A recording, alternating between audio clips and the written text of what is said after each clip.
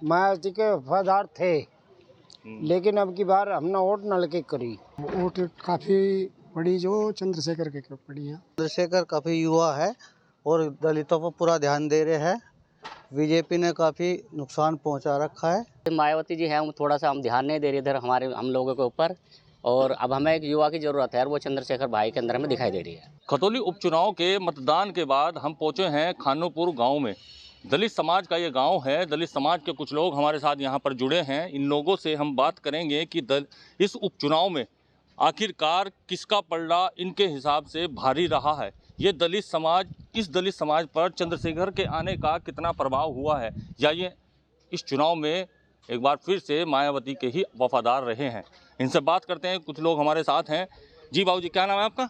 सतपाल कहते जी। चुनाव हुआ है, हाँ वोट किए? हाँ, वोट की। ये देखो निशान। बाबू जी, चंद्रशेखर के आने का क्या असर रहा है, या मायावती जी के ही वफादार रहे पहले की तरह?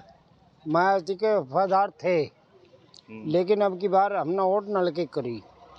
जब मायावती चुनाव लड़ती हैं तो आप लोग उनके वफादार रहते हैं। मायावती जैसे इस उपचुनाव में नहीं थी, तो इसके अलावा दलित समाज बीजेपी पे जाता है। अब की बार क्या रहा? अब की बार हम गए नल पर।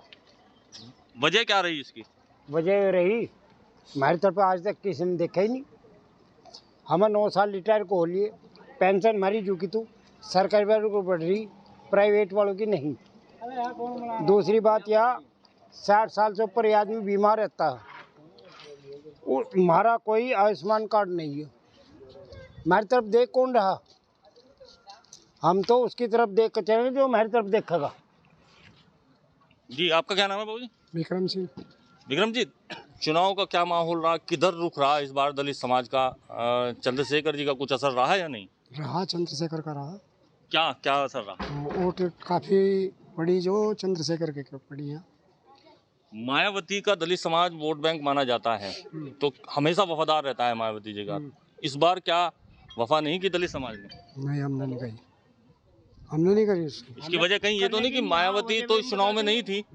इसके अलावा मायावती जब चुनाव में उपचुनाव में नहीं होती है तो दलित समाज बीजेपी की तरफ जाता है। तो इस बार बीजेपी की तरफ क्या रुख रहा या नहीं? हमारा रुक नहीं रहा, हमारा रुक रहा है नहीं। हमारा नहीं रहा। भाई मान ले विक्रम सैन। क्या नाम है आपका?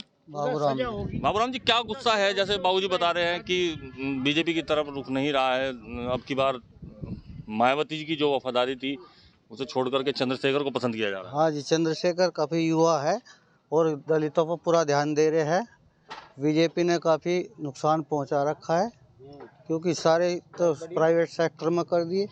इनका कोई संविधान में इतना बदलाव ला दिया कि दलितों का कोई ध्यान ही नहीं दिया जा रहा। ना कोई नेता इधर आकर देखता, वो केवल वोट मांगने के लिए आते हैं, उसके बाद कोई कुछ नहीं देखता। कौन कहाँ पड़ा है, किसी को क्या दिक्कत है, कोई कभी नहीं आता। तो इसलिए इस उपचुनाव में मूड बदल दिया है। हाँ जी, इसलिए चंद्रशेखर जी ने ध्यान दिया है, आते हैं, इसलिए सब युवा उसके और ध्यान दे रहे हैं। जी, आपका क्या नाम है?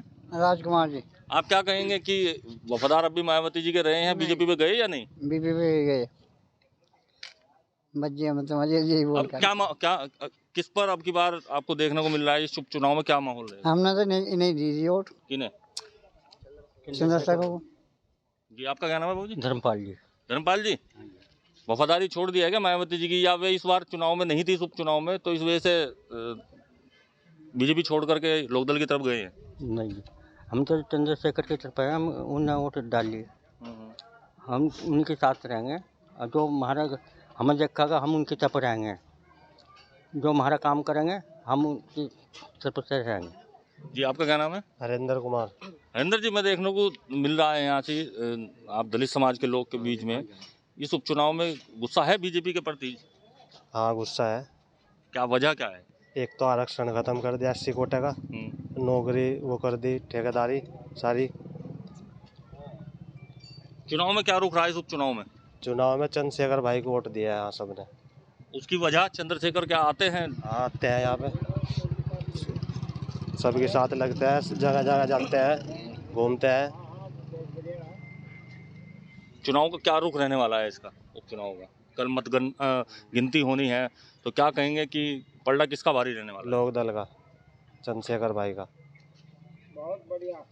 वो चंद्रशेखर की वजह से आपने वोट किया है या फिर लोकदल की वजह से? चंद्रशेखर की वजह से।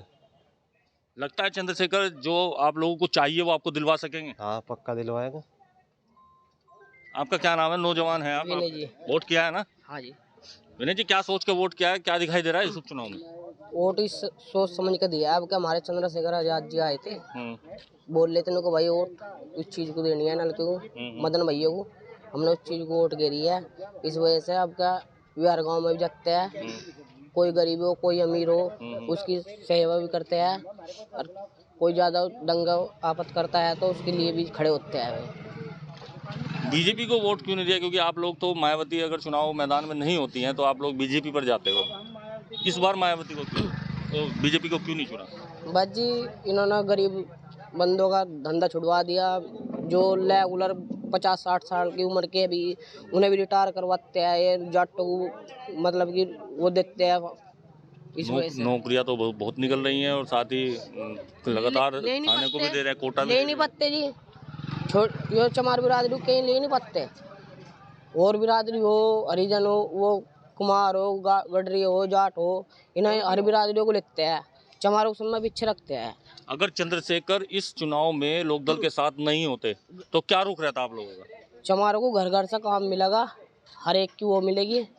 जहाँ भी चंद्रशेखर आजाद जी बुलावेंगे वहाँ जाएंगे उनके कहने से।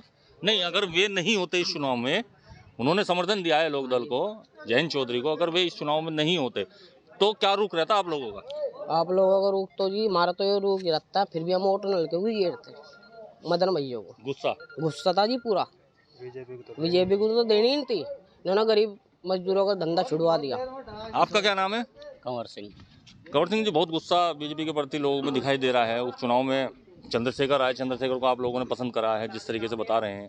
मैं सिर्फ ये पूछना चाहता हूँ कि अगर मायावती इस मैदान में होती इस उपचुनाव में तो क्या रुख रहता फिर दलित समाज का? देखिए, मायावती अगर यहाँ पे होती तो हम लोगों की ज़रूरत है अब जाए कि युवा की, क्योंकि जो मायावती जी हैं वो थोड़ा सा हम ध्यान नहीं दे रही इधर हमारे हम लोगों के ऊपर, और अब हमें एक युवा की ज़रूरत है और वो चंद्रशेखर भाई के अंदर हमें दिखाई दे रही है। तो अब हमारा समाज जो है सब दलित समाज चंद्रशेखर भाई की तरफ आकर्षित है और उन्हें आगे आने वाले टाइम में उनमें देखना चाहता है कि जो अभी तक हमारे समाज के लिए किसी ने नहीं किया वो करेंगे, तो इसलिए हम लोग उनकी तरफ साथ में हैं। चुनाव का रुख क्या रहने वाला है? कल गिनती है, गणना है कल, क्या लगता है कौन निकाल रहा है इसे? देखिए, हम लोगों ने पूरी तरीके से अपनी जिम्मेदारी के साथ में एक एक वोट नलके को दिया है, वो भी चंद्रशेखर भाई की बदौलत, क्योंकि चंद्रशेखर भाई ने सपोर्ट किया उन लोगों को और हम लोगों को समझाया कि भाई हम तुम्हारे काम कराएंगे, हम तुम्हारे साथ में खड़े रहेंगे। तो इसलिए हम लोग अगर चंद्रशेखर, अभी मैंने भाई से पूछा, चंद्रशेखर इस चुनाव में नहीं होते लोकदल के साथ तो फिर हरिजन समाज का रुख क्या रहने वाला था? देखिए, अगर चंद्रशेखर भाई अगर इस चुनाव में नहीं होते या उनको सपोर्ट में किसी के साथ नहीं खड़े होते हुए तो हो सकता है कि हम लोग वोट ना करते। वोट ना करते, लेकिन गुस्सा है ये। बिल्कुल जी, गुस्सा है हम लोग भाजपा को वोट नहीं देने का कभी भी। आपका क्या नाम है? ओम कुमार। चुनाव हुआ है, क्या रुख लग रहा है कि कल क्या होने वाला है, कौन सीट निकाल पाएगा? गठबंधन जीतेगा, गठबंधन जीतेगा। वजह यह है कि बीजेपी सरकार ने सबको भिखारी बनाया है, राशन का लालच देते देते सब जगह भिखारी बना दिया, और जब से बीजेपी की सरकार आई सरकारी स्कूल सब बंद करा दिए। एक संशोधन संविधान में भी कर दिया कि 70 साल की उम्र से ज़्यादा का कोई चुनाव नहीं लड़ेगा। तो मायावती जो है 70 साल की पूरी होने को जा रही है। तो एक सबसे बढ़िया है कि एक नेता हमारा ख़त्म होने से पहले दूसरा नेता हमारा चंद्रशेखर आजाद जी आ चुके। तो यानी कि आप लोगों ने अपना दूसरा नेता चुन लिया है। जी, सुना आपने, 70 साल के बाद राजनीति खत्म होने, इन लोगों का कहना है कि राजनीति खत्म होने का जो कानून सरकार ने बनाया है उस चीज को सोचते हुए कि मायावती जी का समय अब खत्म होने वाला है, उससे पहले ही इन्होंने चंद्रशेखर को चुन लिया है। और इस बार इस उपचुनाव में एक तरफा नलके पर जाकर इस दलित समाज ने बीजेपी को चेताने का काम किया है। संदीप सैनी, यूपी तक।